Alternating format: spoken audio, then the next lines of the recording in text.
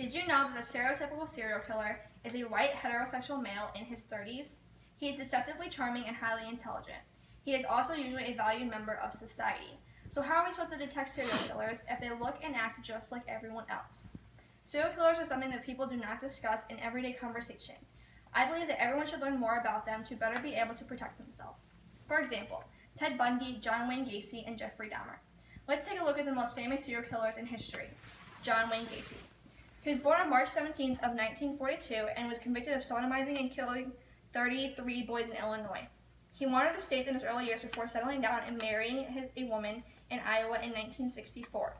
He was first charged with sodomizing 2 boys in 1968 and was sentenced to 10 years in prison. While he was in prison, his wife found his gay porn stash, which led to their divorce. But after getting released from jail, he had no problem remarrying again in 1972, and by then he had already killed 1 person. He did not get caught until 15-year-old Robert Peace went missing on December 11th of 1978. Gacy picked up Peace near a pharmacy, and that was the last time he was ever seen. Peace told his mother he was meeting a man to talk about a summer construction job. Witnesses did not see Gacy, but they did see his vehicle and were able to give police a description, which was enough for a search warrant to search his house. When they searched his house, they found nothing of Robert Peace, but they did find a ring which belonged to another missing teen. That was enough to bring Gacy in, where he confessed in interrogation. At first, he said it was in self-defense and it was only 1 person, but later admitted to killing 30 people. According to an article titled John Wayne Gacy from the Encyclopedia of Capital Punishment in the United States by Lewis J. Palmer, published in 2008, he was abused by an alcoholic father and made fun of for being overweight in his childhood. He was thought to have committed the murders because he was ashamed of being gay, and it was fueled by anger towards his father. He also enjoyed the control over his victims. He lured his victims into handcuffs and then sexually assaulted them. He muffled their screams by shoving socks and underwear into their mouths, and then strangled them to death while raping them. With Gacy's help, police found 29 buried bodies under the crawlspace of his house and 4 more he had thrown in the river. He was executed by lethal injection on May 10th of 1994. Another one of the most famous serial killers of our time is Ted Bundy. Ted Bundy was born in 1946 in Vermont and was a lawyer who studied psychology and law. He was thought to have 28 victims, but police are not sure. In an interview, when asked if the victim count was 36, Ted said, "Add 1 more digit. Nobody is sure if that means 37, 136, or 360. He preferred to hunt Caucasians with a thin build wearing slacks and their hair in the middle part. He found pleasure in helping the police assist in investigating his own murders. In 1974, he posed as a police and attempted to assault Carol Durrance. She escaped and went to police but did not have enough evidence to bring him in. It was not until a year later, in August of 75, that Sergeant Bob Hayward searched his car and found pantyhose, a ski mask, crowbar, ice pick, and handcuffs. That was enough to bring him in. He defended himself but lost and was sentenced for up to 15 years in jail. He then escaped in 1977 and fled to Florida by train. He snuck into a sorority house in Florida State University and assaulted 4 women, killing 2 of them. His last murder before being captured was 12-year-old Kimberly Leach, and he was sentenced to death. Ted was raised by nice parents who treated him well.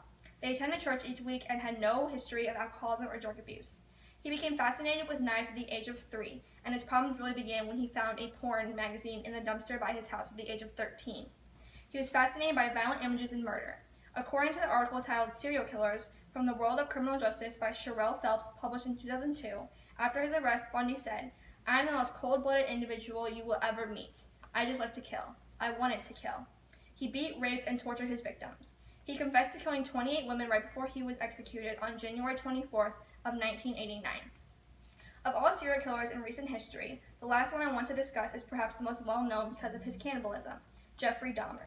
He was born in Milwaukee, Wisconsin on May 21st of 1960 and believed to have committed 17 murders total, mostly black individuals.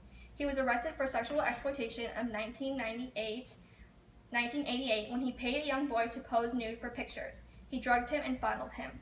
He never did jail time but did a work program which allowed him to work during the day and spend nights in jail. Once he was released, he lived with his grandma, but only for a short time before she kicked him out for his drunken behavior and the foul stench coming from her basement. He then moved into an apartment where neighbors also complained about the stench, but Dahmer blamed it on a broken fridge. In early '91, neighbors found a boy wandering the streets dazed and naked near Dahmer's house. This was the boy that happened to be the younger brother of the boy Dahmer had previously been convicted of sexually abusing. Neighbors called police, but when police arrived, Dahmer claimed that the boy was his drunken lover, and police believed him. So they escorted both Dahmer and the young boy back to his apartment where he killed the boy. Finally, in July of 91, the police saw a man running down the street with a handcuff attached to one hand. They thought he was fleeing from the law, so they stopped him, but he told them that some weird dude threatened to cut his heart out with a butcher knife.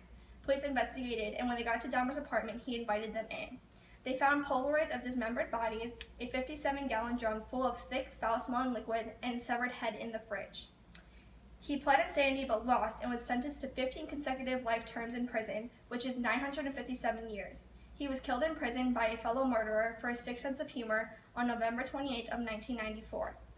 He had a drinking problem in high school and was obsessed with dead animals. His parents' bad divorce gave him enough time to commit his early murders.